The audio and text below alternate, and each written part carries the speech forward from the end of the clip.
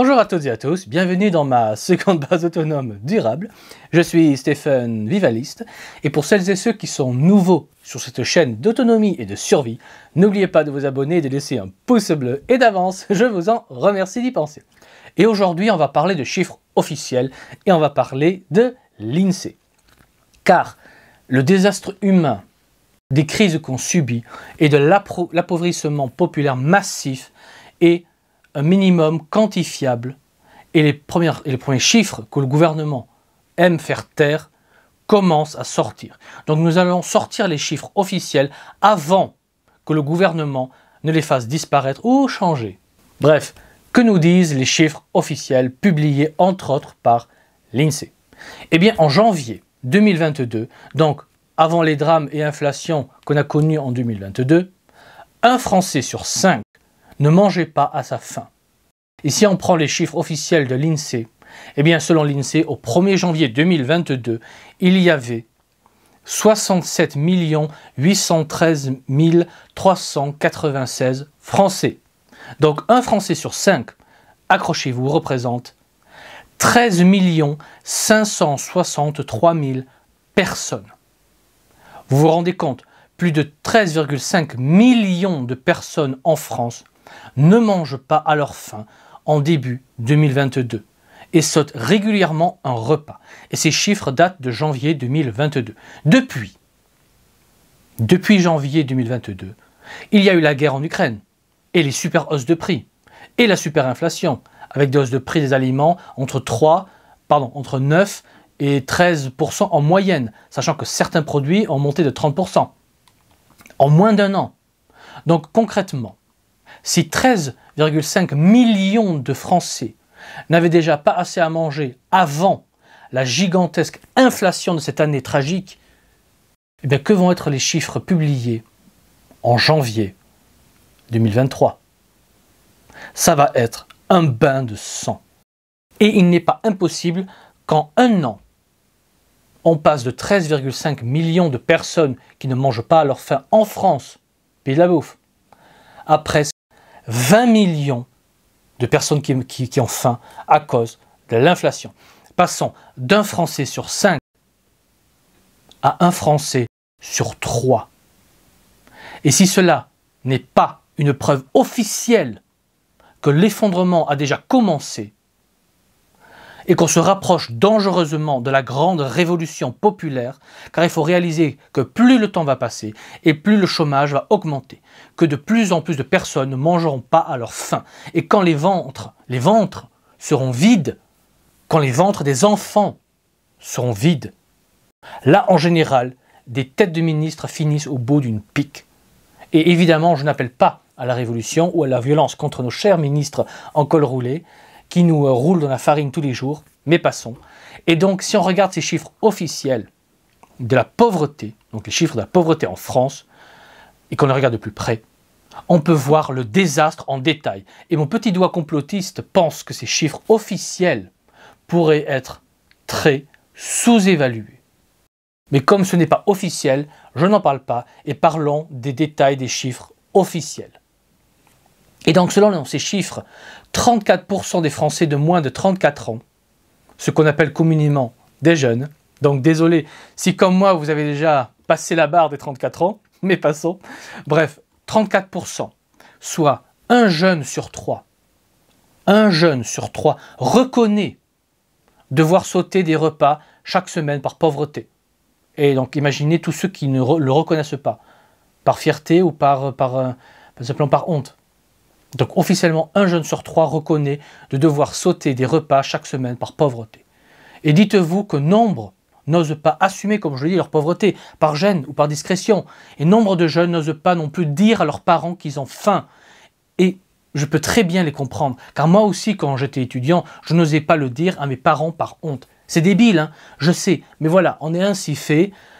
Quand un peuple est noble de cœur, comme les Français, on a ce genre de situation. Bref, si vous qui m'écoutez avez des enfants étudiants ou des jeunes actifs, s'il vous plaît, parlez-leur ouvertement de ce sujet, assurez-vous que vos enfants n'aient pas faim. Je le répète, assurez-vous que vos enfants n'aient pas faim. Car en tant que parent, je peux vous assurer qu'il n'y a rien de plus humiliant que de voir son enfant avoir faim. C'est insupportable. Et j'en appelle à toutes les mères qui regardent cette vidéo. J'en appelle à toutes les mères et pères qui regardent cette vidéo. Dites-moi dans les commentaires si vous êtes bien assurés que vos petits aient suffisamment de quoi manger. Et dites-moi si vous aidez vos enfants à manger à leur faim. Ça m'intéresse vraiment beaucoup de le savoir. Bref, un jeune sur 3 est trop pauvre pour manger à sa faim. C'est bien une preuve que l'effondrement est proche. Mais le bain de sang ne s'arrête pas là. Car selon les mêmes chiffres officiels, 32% des employés en général, donc de tout âge, sautent aussi des repas par pauvreté. Et ceci malgré le fait qu'ils travaillent. C'est fou que dans un pays comme la France, le pays de la bouffe en plus, qu'un employé sur 3 n'ait pas assez à manger, ne puisse pas se payer de quoi manger correctement, et en tant que chef d'État, ces chiffres devraient être une immense source d'humiliation pour le souverain, qui devrait lancer de vastes programmes agricoles pour que le peuple ait assez à manger. Mais on est en République, donc dans un régime de bourgeois, pour des bourgeois, et les bourgeois ne pensent qu'à leur gueule et leur confort. Donc n'espérez aucune aide de la République bourgeoise, car dites-vous que la noblesse et la générosité est le domaine des nobles. Seuls les nobles se soucient du peuple avant leur petit confort et qualité de vie personnelle. Mais comme on a donné le pouvoir aux bourgeois et non aux nobles, on peut donc crever la bouche ouverte. Mais passons. Bref, le bain de sang des chiffres continue, car accrochez-vous, 39% des personnes au SMIC ne mangent pas à leur faim aussi. Et en France, il y a officiellement 12% du nombre de salariés qui sont au SMIC. Vous réalisez un peu l'horreur.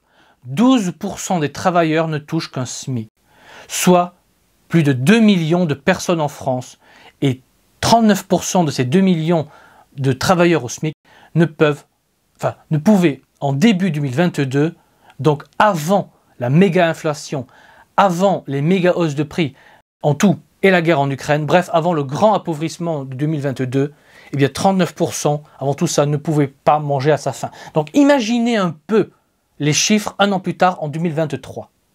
Et là on risque de passer de 39% à 66%, soit 2 personnes sur 3. Soit 2 personnes sur 3 au SMIC ne mangera plus à sa faim en 2023. Bien entendu, ce n'est qu'une estimation. On aura les chiffres officiels en 2023, mais avec une hausse de prix des aliments entre 9 et 30%, et le SMIC qui n'a pas augmenté énormément, le SMIC a augmenté de 2,05%. Vous comprenez bien que le pouvoir d'achat des personnes au SMIC s'est encore réduit davantage, sans parler des hausses du loyer, de l'énergie, et j'en passe. Et du côté du gouvernement bourgeois, complètement soumis au lobby, on ne peut rien attendre de concret comme aide et protection. Donc posez-vous la question, avec ces chiffres officiels, que je pense, moi, très sous-évalués, mais passons, pensez-vous que ça va péter, que la situation globale en France va exploser? Dites-vous que chaque année, la situation s'aggrave. Je n'invente pas, ce sont les chiffres officiels, vous pouvez les vérifier. Chaque année, la situation s'aggrave. Et de plus en plus de personnes tombent sous le seuil de pauvreté. Et pire que tout, le nombre de personnes qui finissent SDF explose. Et même la classe moyenne est de plus en plus touchée par ces problèmes d'appauvrissement massif. Donc l'effondrement est en cours. Les chiffres ne parlent pas. Ils hurlent.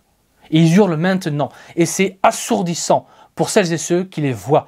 Et au rythme auquel on s'appauvrit en France, rationnellement, et là c'est purement rationnel, je peux affirmer que la révolution, que la grande explosion sociale ne va pas tarder. Surtout si dans les mois à venir, le prix de l'essence repasse au-dessus de 2 € ou 2,30 € le litre. Car là, la situation devient de plus en plus intenable. Donc, dites-moi dans les commentaires ce que vous en pensez. Dites-moi quand vous pensez que la grande explosion sociale va se produire. Et n'oubliez pas de vous abonner à la chaîne si vous voulez soutenir les petites chaînes qui osent sortir les chiffres avant que le gouvernement ne les fasse disparaître. Surtout avant les élections. Bref, faites des stocks en tout, et surtout alimentaires pendant qu'on le peut encore. Je vous rappelle qu'avec 110 kg de spaghettis, un adulte peut survivre pendant 1 an. Donc avec une centaine d'euros, vous pouvez vous assurer de survivre un minimum au grand collapse qui vient et à la grande famine qui commence et qui a été annoncée. Et je vous invite, pour plus d'informations et de détails, à aller regarder mes anciennes vidéos qui vont vous intéresser et qui vont vous passionner.